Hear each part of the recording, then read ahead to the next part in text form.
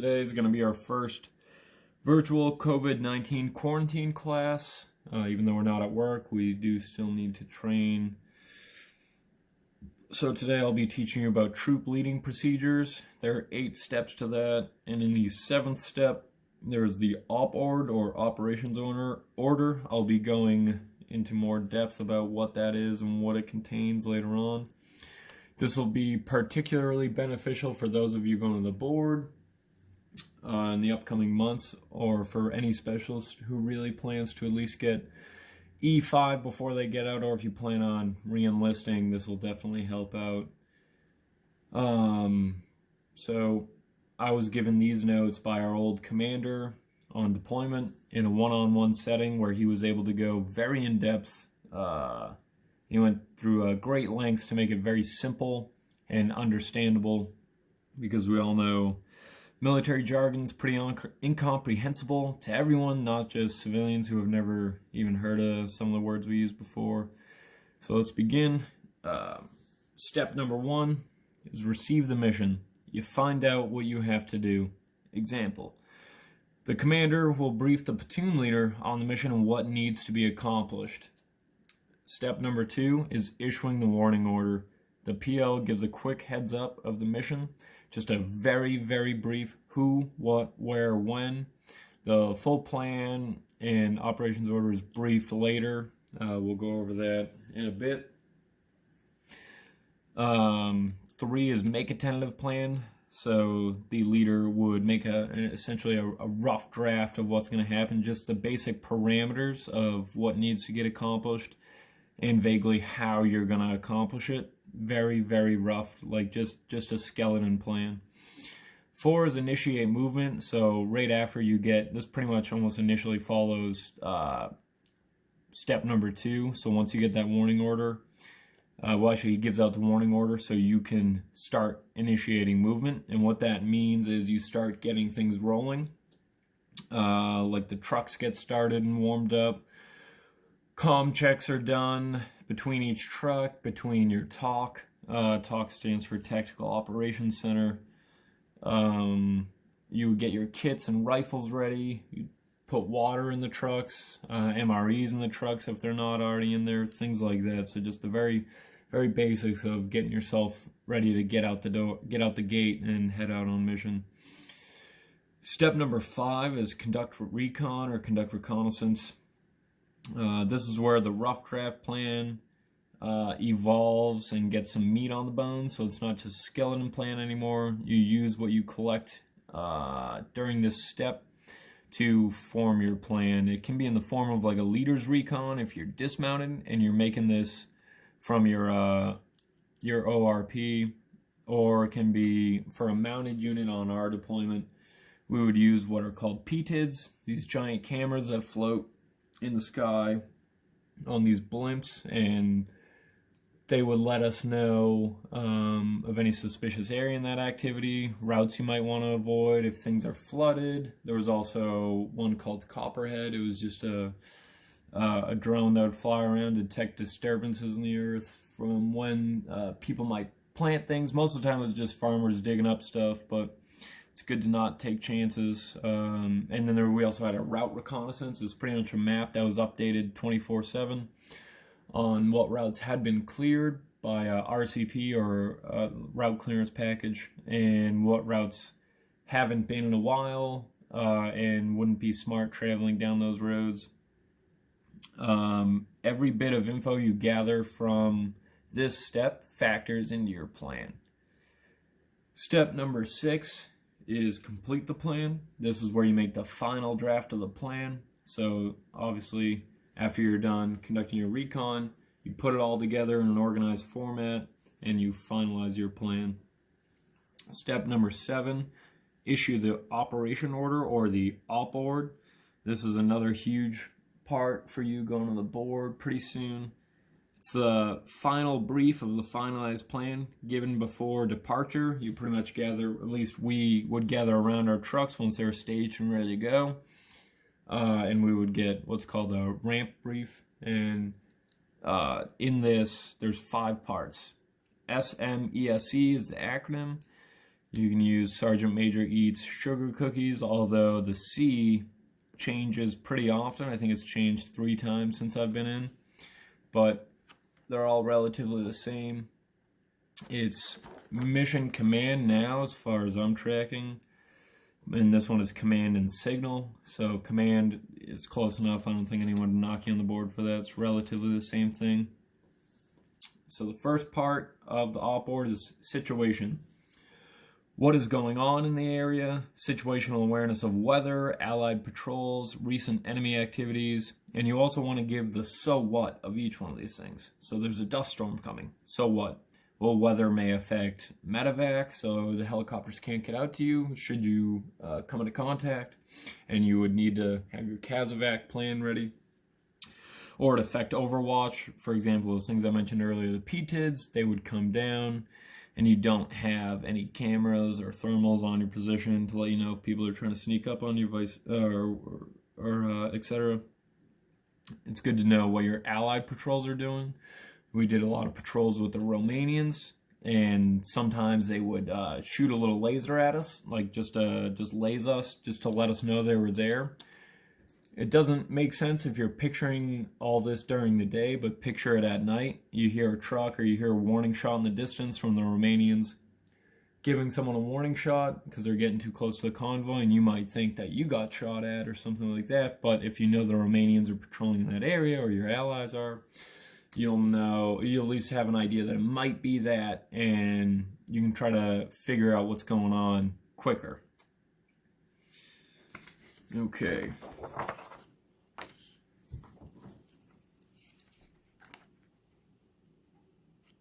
Your next step is mission. You want the 5 W's. Everyone knows what the 5 W's are. Your key tasks, what exactly needs to get done, and your end state. End state means what pretty much is the final outcome once you reach the base. And it has 4 components.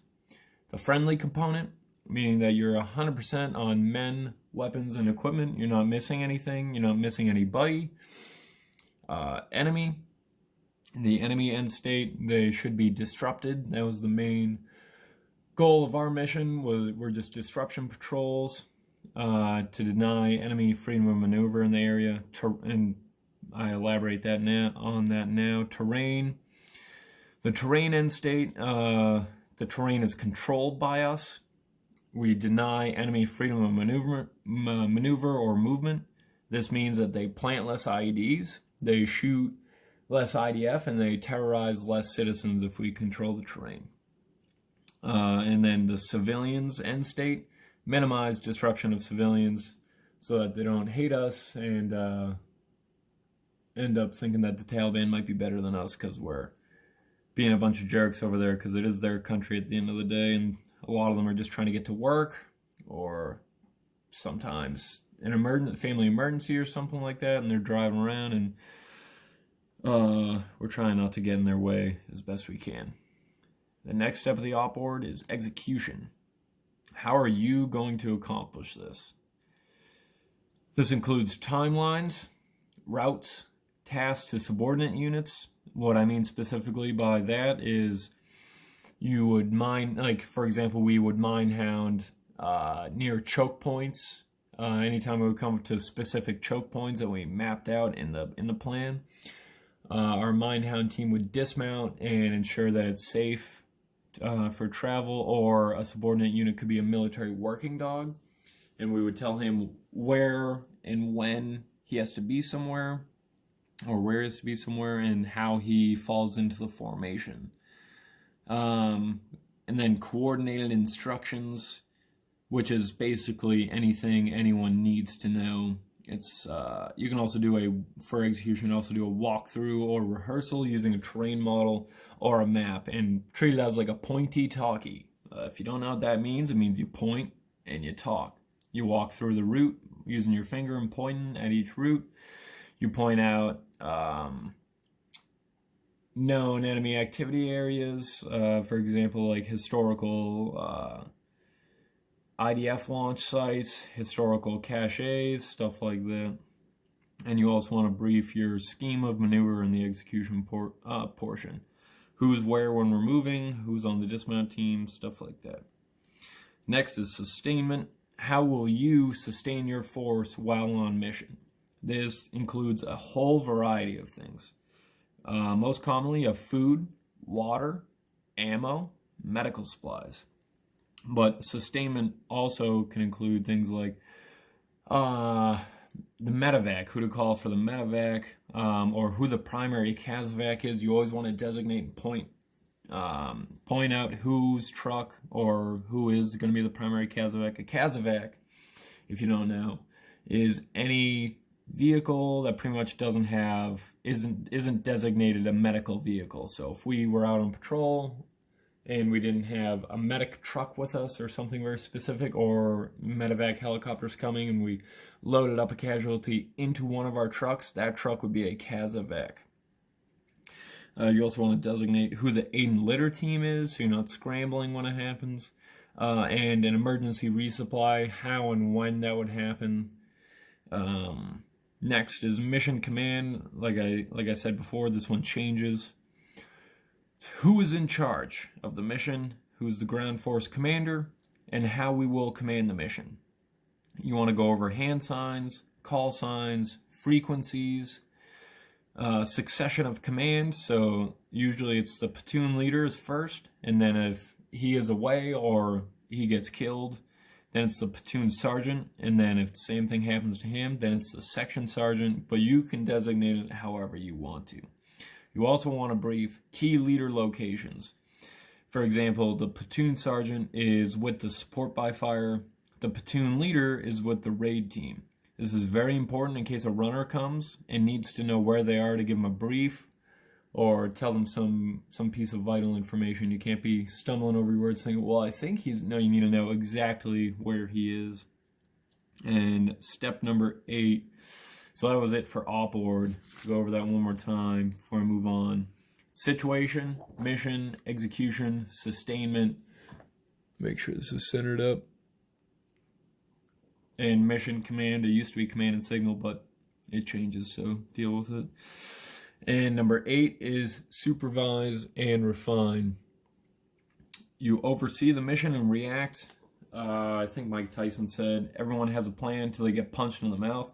Well, that applies here, because you can have a plan, you can make it perfect, but if an ambush comes, someone hits an IED, or there's randomly a flooded route because Afghanistan soil doesn't retain a lot of water and it just sits on top and ruins everything, or unexpected contact from, let's say, a sniper or something like that, that's where you refine the plan, you react, and you adjust accordingly, and you have contingency plans.